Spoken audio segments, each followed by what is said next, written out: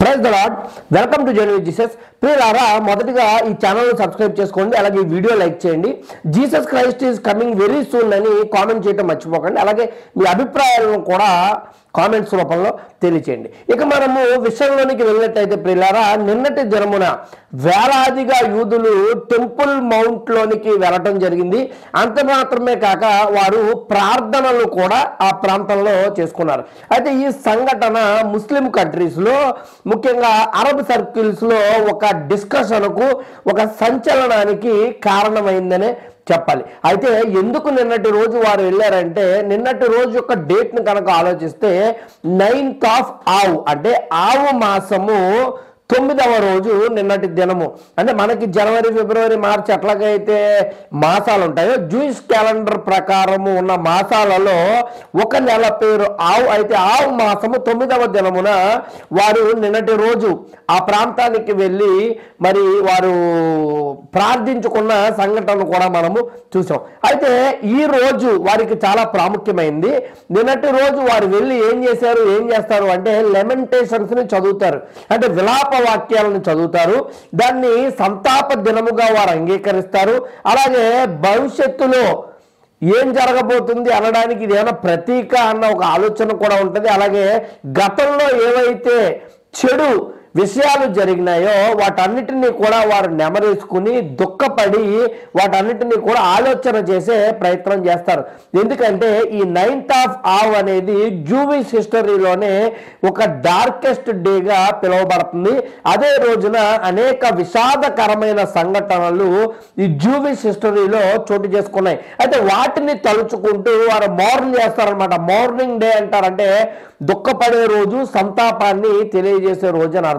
ఇంతకీ ఆ 9th of ఆవ్ రోజున ఏం జరిగింది, హిస్టరీలో రికార్డ్ అయిన సంఘటనలు ఏంటి, అయితే ఈ రోజు గురించి యూదులు అంతలా దుఃఖపడవలసిన అవసరం ఏంటని కనుక మనం ఆలోచిస్తే, ప్రియులారా, సొలొమోను చేత మొదటి యెరూషలేము మందిరము కట్టబడింది. అది 587వ సంవత్సరము బీసీలో బబులోనీయులు దానిని నేలమట్టం చేశారు, కూల్చివేశారు. ఏ రోజున అంటే ఇదే 9th ఆఫ్ ఆవ్ అంటే ఆవ్ మాసము 9వ రోజున ఆ సంఘటన చోటు చేసుకుంది. అయితే దాని తర్వాత దేవుడు హగ్గయి, జెరుబ్బాబెలు, ఎజ్రా, నెహమ్యా వంటి వారి నాయకత్వంలో 2వ యెరూషలేము మందిరాన్ని నిర్మించడం జరిగింది. అయితే ఆ 2వ యెరూషలేము మందిరాన్ని రోమన్లు క్రీస్తు శకము 70వ సంవత్సరంలో దాన్ని నేలమట్టం చేయటము, దాన్ని అగ్నికి ఆహుతి చేయటం జరిగింది. ఆ సంఘటన కూడా చోటు చేసుకుంది 9th ఆఫ్ ఆవ్ అంటే ఆవ్ మాసము 9వ రోజున. అయితే పిల్లరా, యెరూషలేము మందిరము చాలా ప్రాముఖ్యమైంది యూదులకు.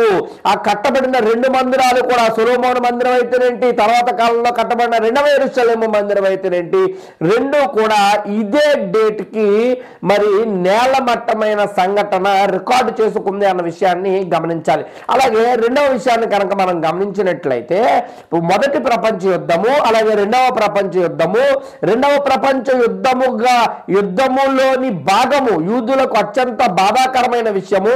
యూదుల యొక్క మాస్ డిస్ట్రక్షన్ ఏదైతే ఉందో హోలోకాస్ట్ అని పిలుస్తారు. అయితే వీటన్నిటికీ కూడా అంకురార్పణ జరిగిన రోజు, జర్మనీ యుద్ధములో పాల్గొన్న రోజు కూడా ఈ 9th ఆఫ్ ఆవ్ అనే మనము గుర్తుపెట్టుకోవాలి. ఇది 2వ సంఘటన. ఇక 3వ సంఘటన కనుక మనము ఆలోచన చేస్తే, మోషే 12 మంది వ్యక్తులను కనాను దేశాన్ని వేగు చూడమని పంపిస్తాడు. మనం చూస్తాం బైబిల్ గ్రంథంలో ఈ సంఘటన. అయితే వేగు చూడటానికి వెళ్ళినప్పుడు ఆ 12 మందిలో 10 మంది బ్యాడ్ రిపోర్ట్ ని తీసుకొస్తారు. వారు ఏమని తెలియజేస్తారంటే, ఆ దేశము చాలా ప్రాముఖ్యమైంది, మనం జయించలేము, అక్కడ ఉన్న వారందరూ కూడా ఉన్నత దేహులు, వారిని జయించటము మనకి సాధ్యము కాదు అనే ఒక నెగిటివ్ రిపోర్ట్ ని, బ్యాడ్ రిపోర్ట్ ని వారు తీసుకొని రావడం జరిగింది.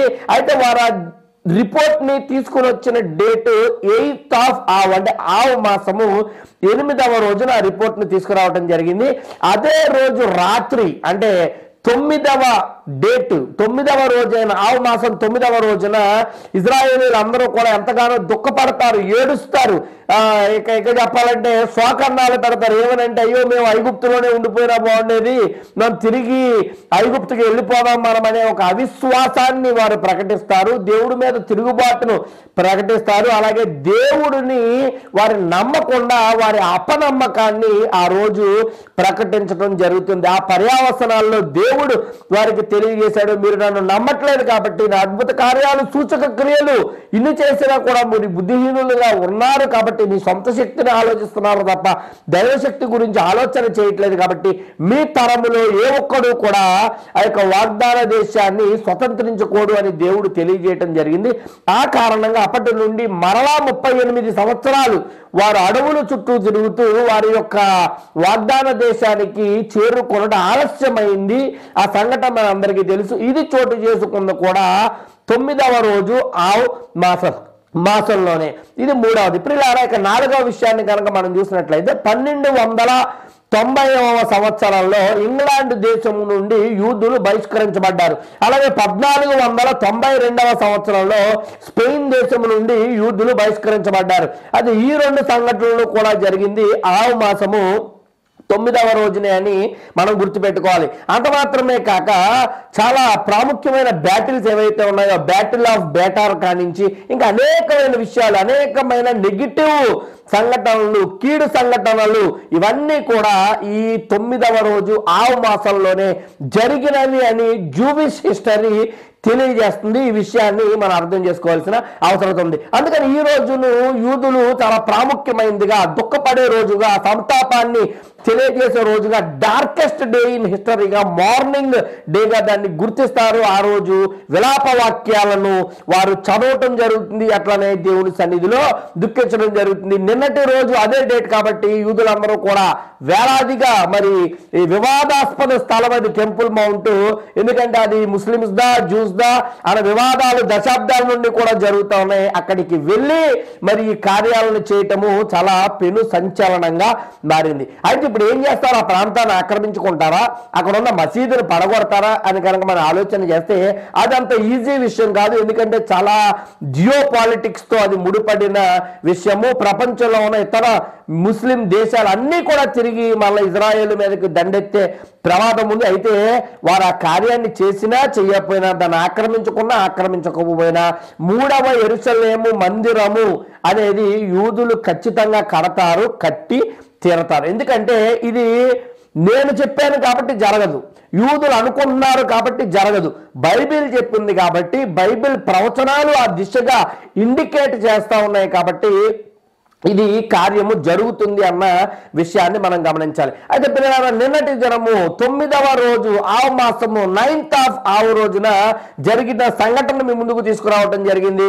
అలాగే జూవిష్ హిస్టరీ ఇది ఏం తెలియజేస్తుంది అన్న విషయాన్ని కూడా మీ ముందు ఉంచడము జరిగింది. ఇటువంటి అనేకమైన వీడియోస్ కోసం జూవిష్ హిస్టరీ గురించి అయితేనేంటి, 2వ రాకడ ప్రవచనాల గురించి అయితేనేంటి, బైబిల్లో ఉన్న హిస్టారికల్ అలాగే ఇంకా మ్యాగ్నిఫిషియంట్ ఫ్యాక్ట్స్ అన్ని కూడా మీ ముందు ఉంచే ప్రయత్నం మేము ఎంతో ప్రయాసపడి చేస్తూ ఉన్నాం. మా ప్రయాస మీకు నచ్చినట్లయితే, దేవుడు మిమ్మల్ని ప్రేరేపించినట్లయితే ఖచ్చితంగా ఈ ఛానల్ని మీరు సబ్స్క్రైబ్ చేసుకోండి. అలాగే వీడియో లైక్ చేయండి. యేసుక్రీస్తు ప్రభుల వారు మన దేశమును దీవించునుగాక.